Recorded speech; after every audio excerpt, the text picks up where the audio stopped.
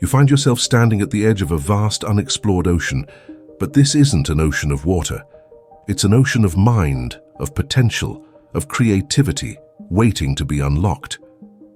And our guide for this exploration? Not a seasoned sailor or a renowned explorer, but an octopus. Yes, you heard that right, an octopus. Now I know what you might be thinking. An octopus? What could that possibly teach me about creativity? Well, prepare to have your mind expanded, because these aren't your average everyday cephalopods. These creatures are masters of disguise, problem-solving virtuosos, and possess a neural architecture so unique it puts our own brains to shame. Let's take a moment and really picture the octopus. 8 arms, each lined with hundreds of suckers, each one capable of independent taste and touch.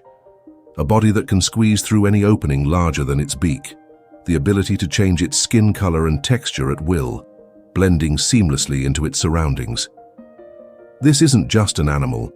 It's a living, breathing work of biological art, a testament to the boundless power of evolution. But what makes the octopus truly fascinating for our purposes is its nervous system. It is unlike anything we find in the human world. See, while we humans have a centralized brain that calls all the shots, an octopus's nervous system is decentralized. Roughly 2/3 of its neurons are located in its arms. These aren't just limbs, they are semi-autonomous entities capable of making decisions and solving problems independent of the central brain.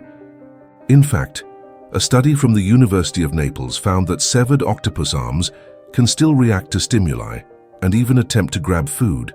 Imagine your own arm continuing its daily routine without any input from your brain. That's the reality for an octopus. This decentralized neural architecture is key to understanding their remarkable adaptability and problem-solving skills. Think of it this way.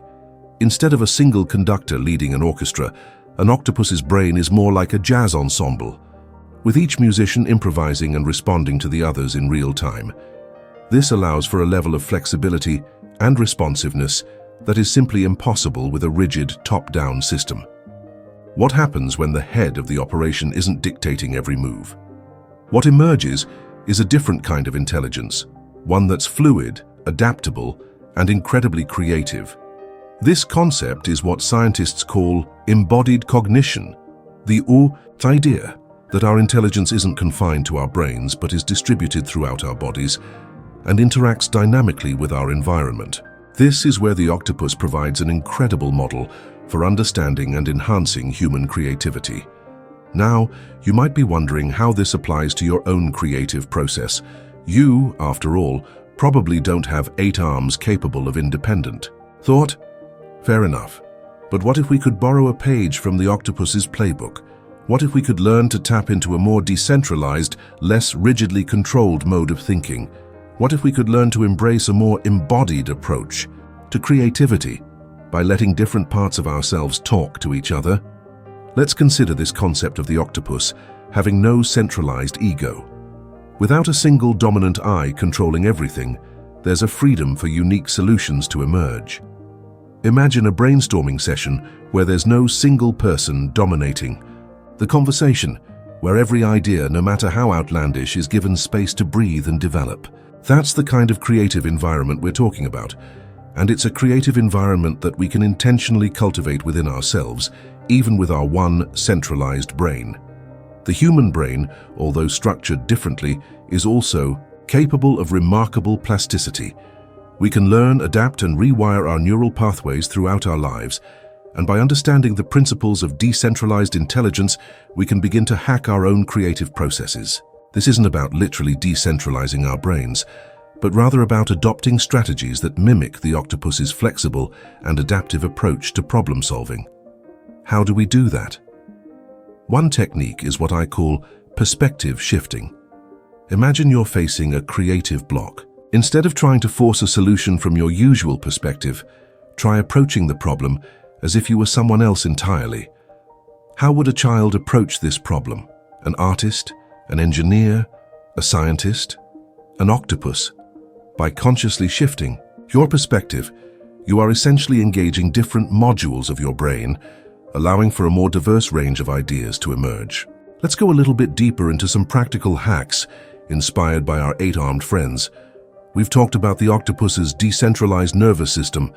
Now let's explore how we can translate that into tangible exercises to boost your own creativity. One exercise I call tentacular improvisation. Here's how it works. If you're a writer, try writing a paragraph with your non-dominant hand. If you're an artist, try sketching a scene using only your feet. The point isn't to create a masterpiece, it's to disrupt your usual patterns of thinking and doing.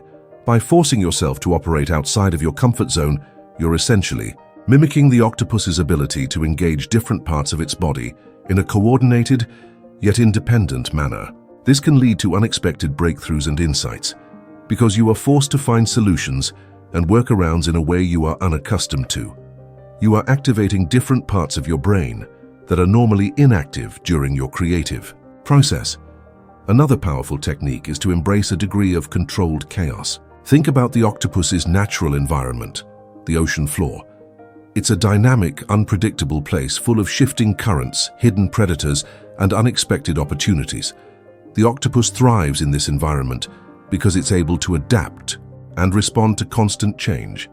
Now, I'm not suggesting you turn your workspace into a literal ocean floor, but you can introduce elements of controlled chaos to stimulate your creativity. Try working in a different environment than usual, a bustling cafe, a quiet park, or even just a different room in your house. Experiment with different tools and materials. Listen to music you wouldn't normally listen to. The key is to disrupt your routine and expose yourself to new stimuli. Remember, creativity isn't about waiting for inspiration to strike like a bolt of lightning. It's about cultivating the right conditions for your mind to make new connections, to see things from a different perspective, to generate novel solutions to the problems you face. And the octopus, with its unique neural architecture and remarkable adaptability, provides a powerful model for how to do just that.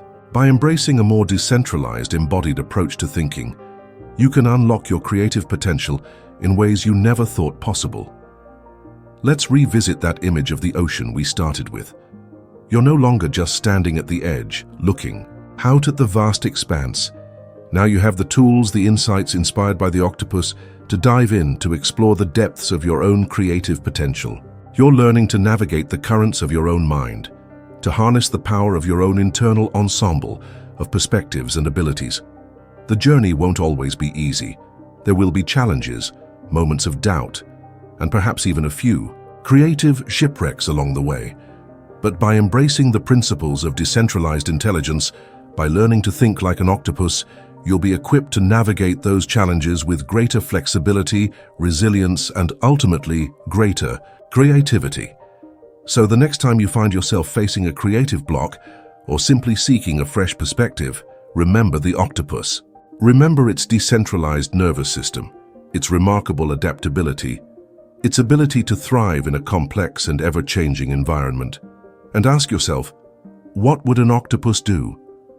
You might be surprised at the answers you discover and the new creative depths that you find yourself reaching. The secrets to unlocking your creative potential might just lie within the surprising wisdom of an 8-armed deep-sea creature. And who knows, maybe you will discover that you are more like an octopus than you ever thought possible. This isn't just about thinking outside the box. It's about realizing that the box itself is an illusion, a construct of our own limited perspectives. It's about embracing the boundless, fluid, and interconnected nature of our own minds. And in doing so, we open ourselves up to a world of infinite creative possibilities.